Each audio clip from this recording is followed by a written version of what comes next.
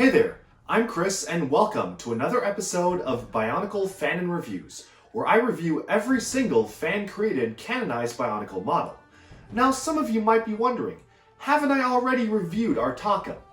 Well, yes I have, but if you may have seen that review, you'll probably remember that I had a lot of issues with the knees. Specifically, it took ages to get him into a pose that would even stand up without him just falling over, specifically because the connection of the knees just simply wasn't strong enough to hold up the weight of the own figure. I had a ton of problems with this, and thankfully, the creator of Artakha, WombatCombatPictures, actually saw the video, and because of this, he actually released instructions on how to update the Artakha model to replace some of the aesthetics just to make it a little bit stronger in terms of the knee articulation and make it so that you can more easily stand him up in any sort of pose without him just falling over, kind of like how he's doing right now. So that's why I'm here. I'm going to try out the modifications to Artakha to make him be able to stand up, at least with the knees. It obviously doesn't fix the issue with the hammer just not being able to be wielded at all, but I do want to see what kinds of improvements this will make to the knees. I know that he mentioned that what this does is that it essentially doubles, oh, there goes his arm, but it essentially doubles up the ball joints in the knees to allow you to actually have a lot more friction while bending them, and it even changes up the position of the foot to allow you to have some sort of a friction add-on to the way that the feet are attached. So I personally am very excited to implement these mods. I think it will drastically improve the figure, but there's only one way to find out. And so I'll add in those modifications, and afterwards we can take a look at an updated review of Artakha, specifically with regard to the poseability in the knees and feet. Let's go.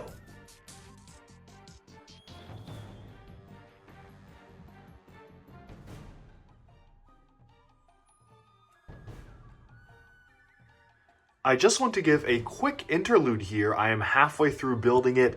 One of the legs is the newer style with more friction, and one of the legs is the older style. At first glance, you can't even really tell which one is which. You just have to get up close and personal, and of course you'll immediately see it is collapsing on the older style leg, but the newer style leg is holding the weight. So that is a huge improvement already.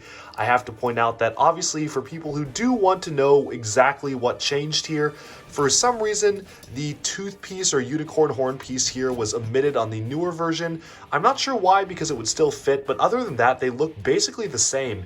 You'll notice that only a few very minor details were swapped out, particularly when you go to the back side here.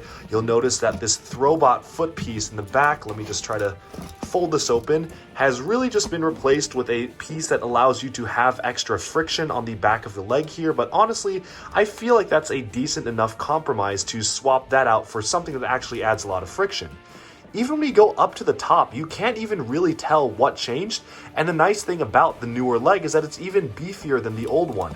Having the dual leg sockets here and the dual ball joints actually allow it to have a lot more strength than this other one, and while looking actually a lot better as well. Obviously, this is just a very quick look. I'm in the middle of building it, so not everything is perfectly right, but I will say that a lot of the aesthetics still did carry on onto the newer leg here, and in some cases it even looks a lot better than before, while obviously being a lot stronger.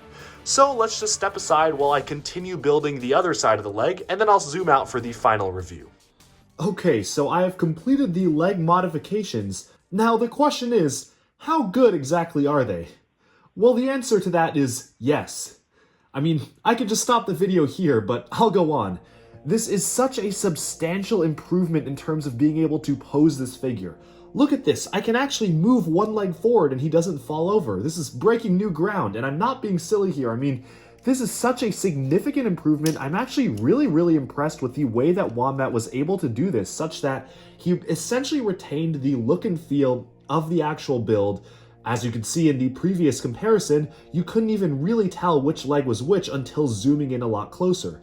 This is 1,000 times better. It has basically fixed the entire model for me. Now, if only we could get a fix for the arms, that one's next. But in terms of being able to stand up, it's so much better thanks to the inclusion of two very simple things. I'm going to move these flaps up here, but he has double jointed the knees here, so there are two ball joints instead of one, and he's added a little Technic beam serving as friction in the back here. Now, there is one very minor thing where if you tilt the foot forwards, sure, you can kind of cause the brown axle to come out, but that's only if you tilt it forwards really dramatically, and it can kind of start to pull this beam out of the socket here, but I'm gonna be honest, it's not a huge deal, and it's such a big improvement because now I can literally take the model, plop him down, and he will stand. I really don't have to do much to even make him stand. Let's see, really trying to mess up the legs here. Now, if this was the old build, when I plop him down from here, he will just fall over. But watch this. He's literally floating in the air right now, right? I haven't messed with his legs at all, but I'm gonna plop him down. Originally, he would very easily just fall over if I tried this. But now look at it. Aside from that mask falling off there, it's staying perfectly still, and I haven't done anything to really mess with the legs. And this isn't even an optimal position, because if I turn him to the side, look at how much he's leaning back, and he still stands up perfectly straight. Now, of course, you can make this even better. You can really straighten up the legs here, get him into a good pose, and it's literally perfect. I couldn't ask for anything more from a buildable model. It looks amazing, and now it can actually stand up and hold its own weight. Again, I am incredibly impressed. A big thank you to WombatCombatPictures for implementing these mods. He really didn't need to go the extra step because the model was already great on its own. It just couldn't stand up, and now it actually can. This is kind of groundbreaking for this model. I'm 10 times happier with the model itself, and it's just so much easier to get into fun poses with the legs in different positions. I honestly can't stress this enough. I'm incredibly impressed with how it retained the aesthetics, but actually manages to be posable and you can stand him up. Poseability just jumped to a 10 out of 10 in my opinion.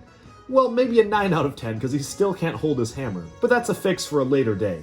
In terms of being able to stand up straight, it works perfectly well, and sure, there are a few very minor cons to this, but honestly, it's not a big deal, and you can even get him into really wild and wacky poses, and he's still perfect like this.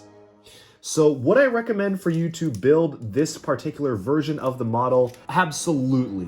If you are planning to ever build Artakha, there is literally no reason as to why you should use the older version of the instructions to do this. This didn't even require that many new pieces. I believe the rarest piece that it needed was just 2 more sand green bracket plates. What I mean by that is that it required 2 more of these plates right here.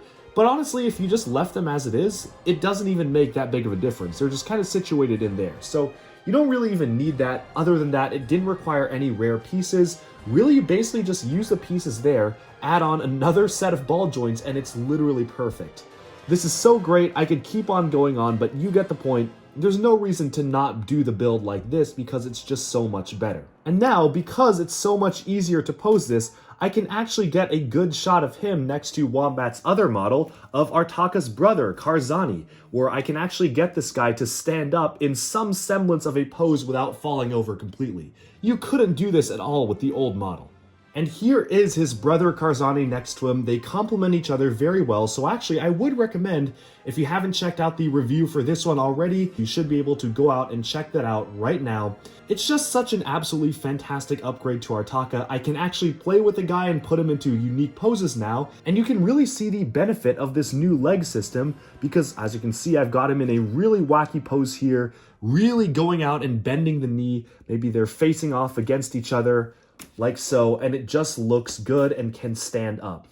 So I would highly, highly recommend for you to implement the new knee function and the new foot function here. Wombat has released the instructions for this build for free on his Patreon page. I'm going to link that in the description below.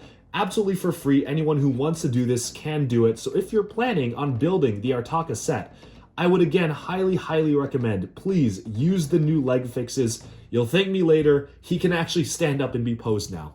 Thank you, WombatCombatPictures, for making this change. It elevated an already good model into a really great one, and I can't wait to see what else you come up with because I am so impressed with the models I've built designed by you so far.